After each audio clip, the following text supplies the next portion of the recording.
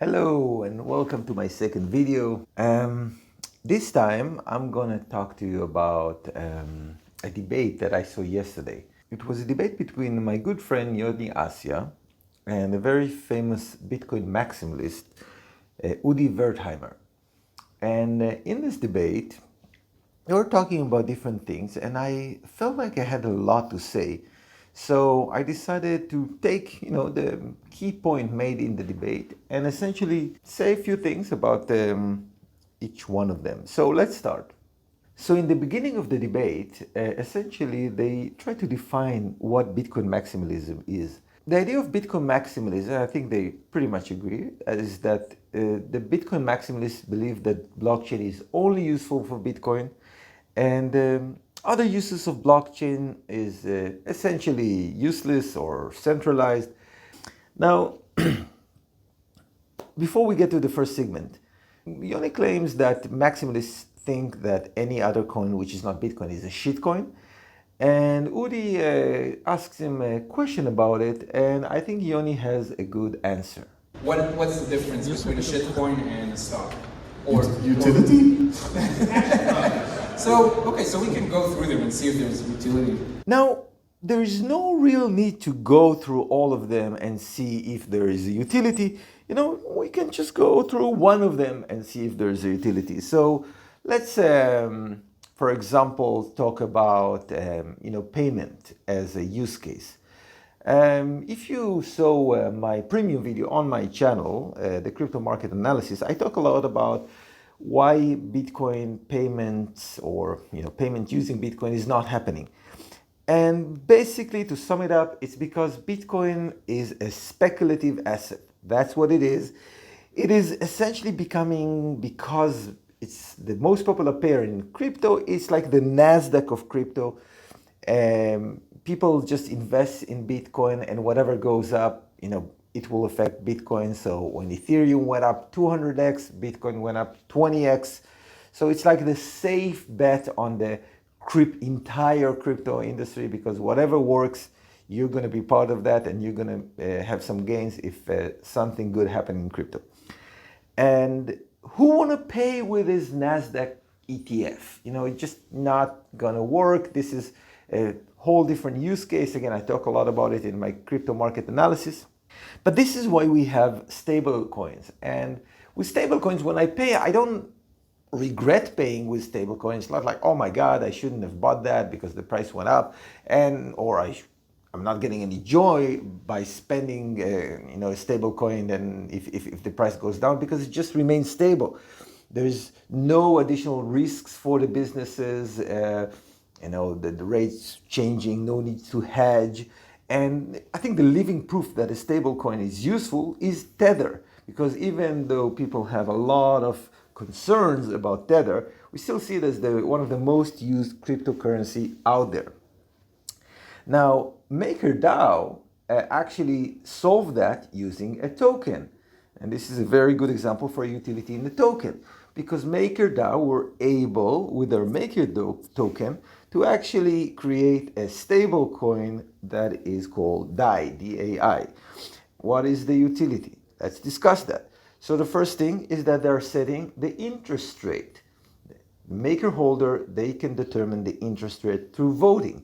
They also use it to determine what should be the multi-collateral, or at least they're planning to do that really soon, because Maker is not going to use just Ether, but other collaterals. So the Maker holders are the one deciding about that. And, everything that has to do with choosing the oracles or the upgrade to new versions, it's all done using Maker token. Now, you cannot do that with shares. You cannot do that with stocks. So we see a very clear utility. And the most important thing is that the Maker holders that receive all the profit from the DAI stable coin, but they also share the risk. So they have a built-in economic incentive to do a good job. Now, that's how crypto networks are typically secured. They are secured economically. You just make the assumption that people wouldn't want to shoot themselves in the foot. And that is how crypto networks essentially work today. That's the incentive model, to behave honestly. So, we've seen one token. It has very clear utility. It's very useful. Hundreds of millions of dollars worth of DAI that has been issued as loans by the maker system. So definitely useful, definitely a token. I don't think there's an argument that token can have utility. If there's one, there's going to be many, many more. Next, they discuss the definition of crypto. What makes something a crypto and not? So let's say Apple issues stocks on some blockchain. Is that now crypto? It's the same stocks, it's just instead of printed on paper. I can ask my lawyer in the crowd. I'm pretty sure that's a security token. So is that crypto? That is not a shitcoin because it's a security token. So the question, is that crypto? So, let's first of all keep the literal sense. Crypto is short for cryptocurrency or crypto asset or cryptography. The distinction that needs to be made here is that an asset, a crypto asset, is an asset that uses cryptography and typically on the blockchain, but that asset may be promissory or not. It may be something that derives its value from a legal entity that makes some kind of a promise in exchange for this asset, like Tether, but it might not be. So if Tether team disappears tomorrow, there's no Tether. But if MakerDAO team disappears tomorrow, it's no big deal. The maker holders can keep running the community. It's not relying on some legal entity in the real world, on real people that will keep to their promise. That's the distinction that needs to be made here. Now, why is that different? Because Tether is a service and Maker is a protocol. Those are two different things. A service is being operated by real people and they give that service, where a protocol, again, it's kind of a language. I talk a lot about it in my crypto market analysis video as well. It's 50 minutes long, so I talk about a lot of things. The idea is a service operated by an entity is very different than a protocol, which is essentially a set of rules by which different entities communicate with each other. So yes, securities can be issued as crypto, but crypto is not just Bitcoin. Yoni, just pay respect to Bitcoin right after that. And by the way, I am long Bitcoin. I love Bitcoin. I was a Bitcoin maximalist because I thought Bitcoin was the only thing that could work. And I truly believe Bitcoin is king and will stay king with a very high probability. It will be the highest market cap, highest store of value utility.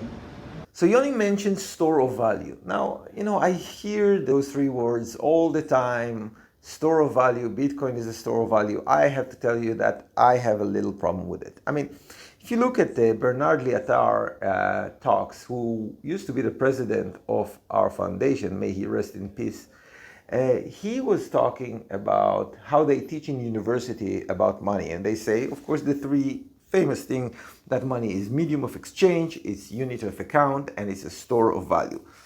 And Bernard says about it, this is not what money is. This is what money does. Money is an agreement. And essentially, a speculative asset is not money. And as we talked before, Bitcoin is a speculative asset. It's a bet. It's a prediction. It might be a good prediction, a bad prediction, but it's not money. You usually buy it and sell it. You don't circulate it. That's the difference. And this is why Bitcoin never took off as a real popular payment method, because it's a speculative asset.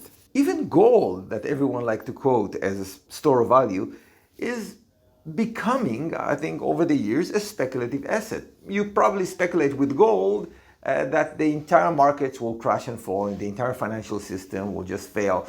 Bitcoin is not a medium of exchange. We talked about that, but it's also not a very good unit of account.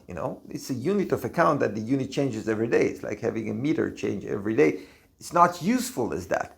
And as store of value, let me tell you, NASDAQ ETF is not a good store of value. Anything that can drop from 20K to 3K is not a great store of value. Everything that moves 10% a day is not a good store of value. Now, to keep claiming that is actually to give ammunition to people like Rubini, who is an economist, who understand what store of value is making fun of the crypto space and win debates in Bitcoin events because, it's not a very good store of value. And, trying to push Bitcoin as store of value is not going to take us very far. Now, nothing is wrong with being a speculative asset. In fact, most of the investment that happens today wouldn't happen if there were not speculative assets that will allow liquidity to those who made those investments. So it's a good thing that we have speculative assets. We just don't need to be shy about it and try to brand Bitcoin as some kind of the new money, because it's not.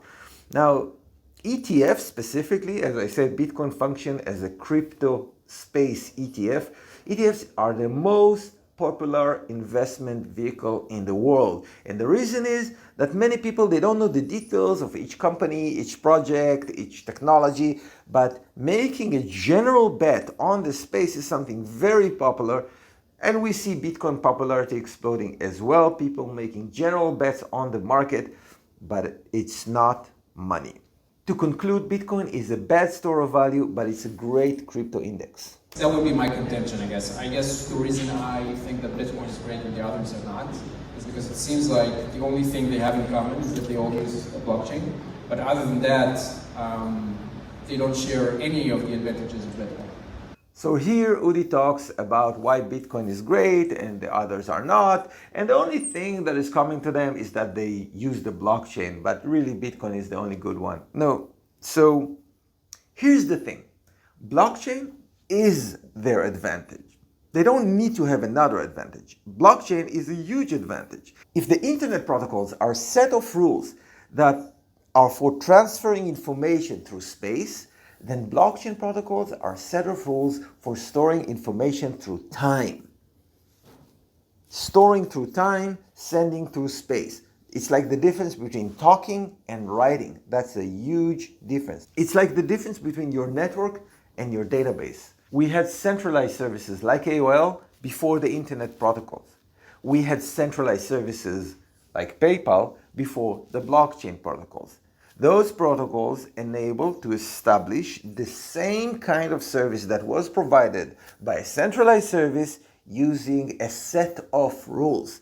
And this difference is the one that needs to be remembered all the time. Blockchain essentially establishes a data storage solution through a protocol. It's a data storage solution with no single intermediary. Now, Bitcoin clearly has been the first open source service, but it doesn't mean that it will be the only one. Decentralized finance, which means doing financial transactions on a trustless environment. But they're not trustless. So here, Yoni, I think misses the point, because it's not about being trustless.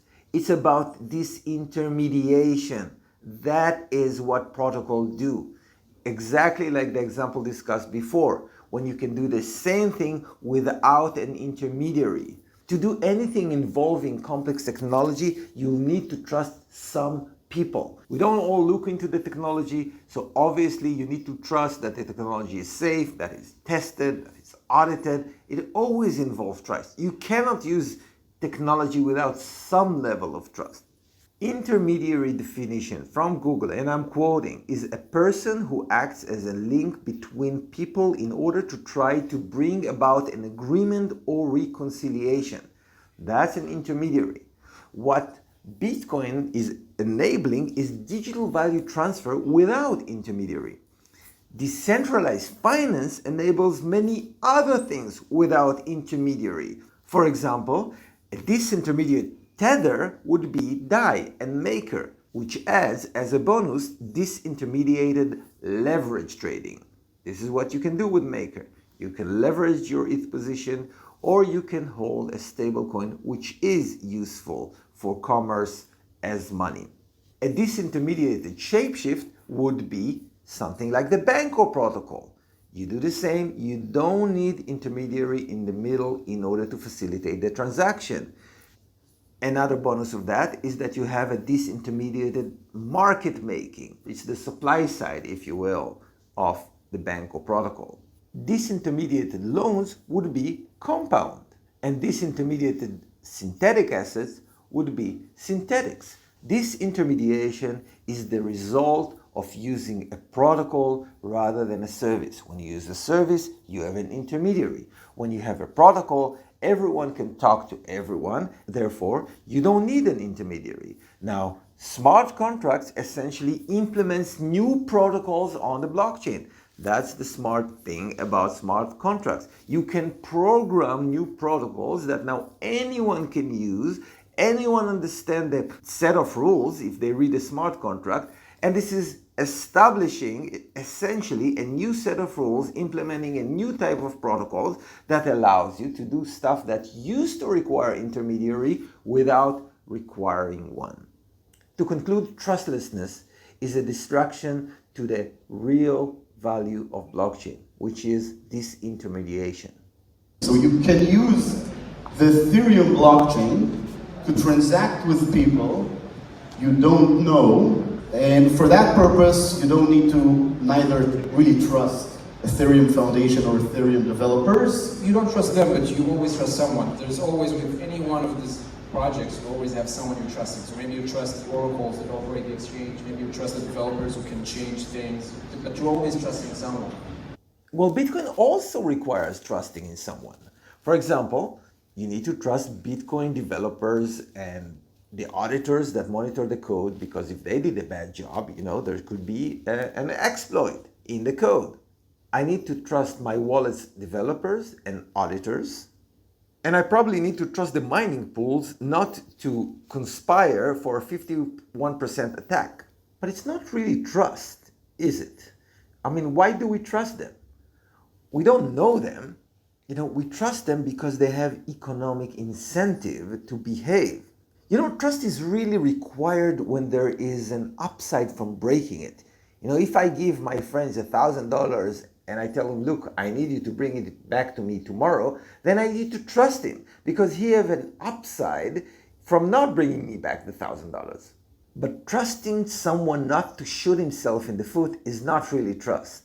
Next, Yoni is focusing on the difference between trusting a single entity and dividing the trust between multiple entities. Instead of having to trust one person, with dividing that trust between different counterparties, instead of having to trust Adam.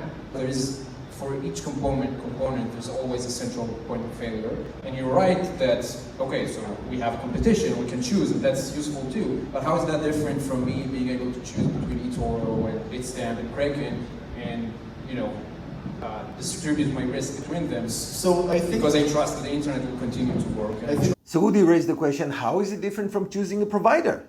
Well, choosing who to trust is not the same as distributing trust.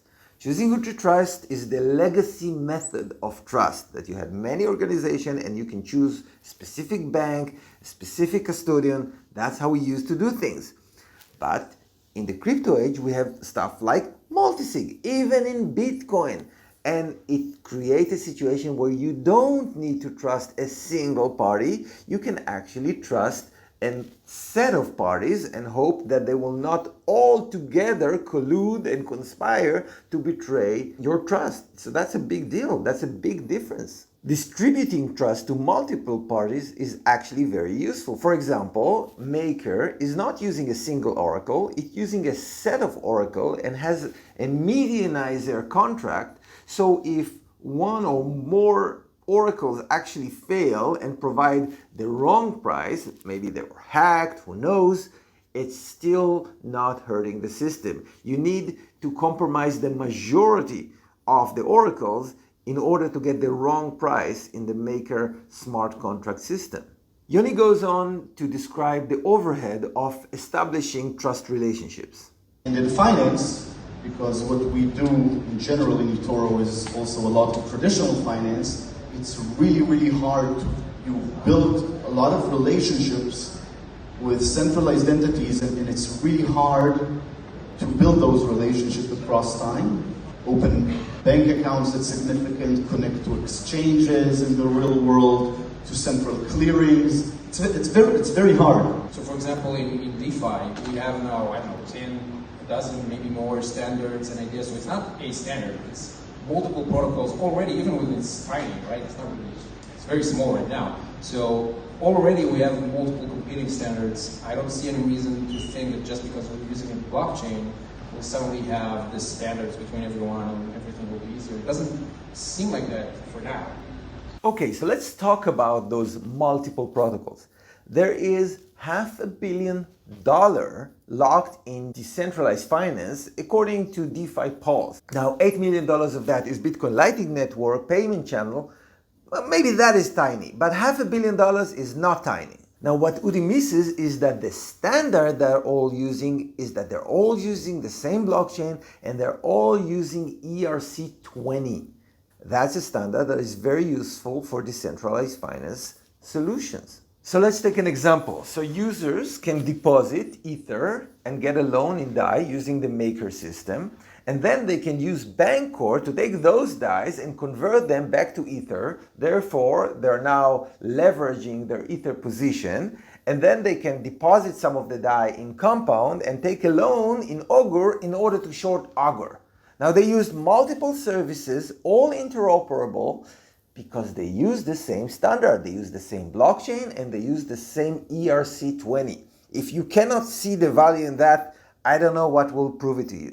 It's also important to remember that smart contracts can interoperate with each other. So for example, Maker have announced that they're going to use, instead of centralized Oracle, that are multiple and secure in some ways, Maker have announced that they will use a Bancor protocol contracts in order essentially to secure their oracles by just reading the price from the smart contract. So if there is a contract between, let's say, USDT and Ether, you can actually read from the smart contract what the price is. You can get a price average from the smart contract, and it's really, really hard to affect the price because it will cost you a lot. If you're going to try to manipulate the price in a Bancor token relay, guess what? Arbitrageurs going to have the day of their life. There are also many protocols on the internet, but they all use TCP/IP. So you can have a lot of protocols on top of Ethereum implemented on smart contracts, but they're still using the same smart contract system. They still all use Ethereum and they use standards like ERC20 in order to transfer assets of value between each other. What's everyone think about this one here? EOS. I would also say that it's very similar to slow and expensive AWS. Slow and expensive AWS, really? So let's talk about the difference again. AWS is a service. It's a physical entity with physical people. EOS is a protocol. A protocol, let's quote the definition of a protocol. It's a set of rules governing the exchange or transmission of data between devices. A set of rules. It's an idea. It's not an entity. It's not a legal entity. It's not a company. It's like the difference between England and English. Again, I talk about it in my long-form crypto market analysis. Check out the link in the description. Now, services are an intermediary monopoly, like AOL. However, protocols, they create competition between intermediaries. For example, ISPs compete with each other to provide access to a network using the TCP/IP protocol. It's not a single service, it's not a single intermediary, and that's where all the difference relies. AOL and AWS are not permissionless. The internet and EOS are permissionless. AOL and AWS cannot be forked by their community.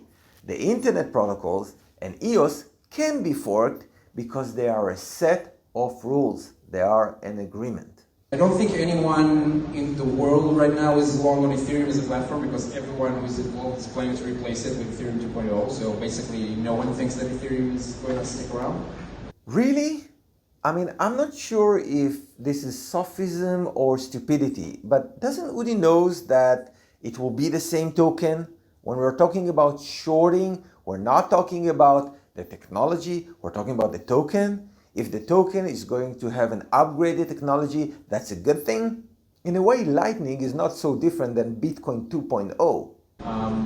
But I would say that EOS seems to make more sense simply because it's super centralized and that's what most people need. So no, EOS is not super centralized. AWS is super centralized. If you follow EOS, there was a recent shift between BPs, BPs from the West and BPs from the East. There's a lot of drama about it, but it shows you one thing. There's no central authority deciding. It is the EOS token holders. That's a big difference. So next, the talk about Ripple. You mentioned the technology. I think the technology of Ripple isn't necessarily bad at all. The question is, how does the token fit in there? So if banks choose to use their technology, I mean, that's great for shareholders of Ripple, the Ripple Incorporated. But I'm not seeing how that's going to work with XRP. I don't think banks... I'll just give the logical answer to it. One is they're using the token to actually continuously, potentially bring more money into the Ripple Labs to develop this. Second is, in theory, very Silicon Valley mentality is build it, right? Build the network, get all the banks to use the network. The network is the XRP blockchain. You need, by the way, the minimum, I think, of 5 or something like that XRP to actually have a wallet. So let's build the network, let's connect everyone, and then one day, people will actually need XRP wallets with tokenized assets on top of it, and someday we'll also be able to charge maybe the banks and add a fee to the network, right? Now, I like this comment of Yoni about the Silicon Valley mentality, because guess what? Silicon Valley mentality works. It produces Google, YouTube, Twitter, WhatsApp, Reddit, stuff that really had big effect on our culture. Why is Silicon Valley the source of so many successful products and services? Because they understand the value of adoption, not just the value of great technology, of adoption, technology that is being used by people, that is being adopted. Udi doesn't seem to understand at all the value of adoption. He thinks that everyone is stupid for adopting the wrong things. He misses what it means to being adopted and used and how powerful that is. He misses the fact that in reality, what's being adopted is the right thing. That's the test. Adoption is the measurement for any technology. Not its technical properties, it's how many people choose to use it. I remember a lot of technologies not liking Microsoft because they said the technology of Unix was better at the time. Great. It's not what counts.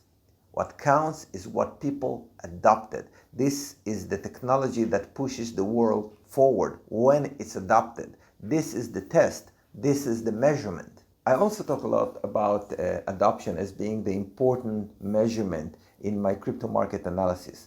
Check it out, link in the description, visit my channel. It's been a pleasure. I hope you enjoyed this commentary on the debate.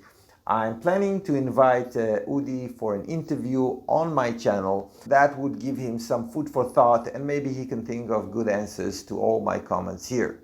See you soon. Have fun. Bye.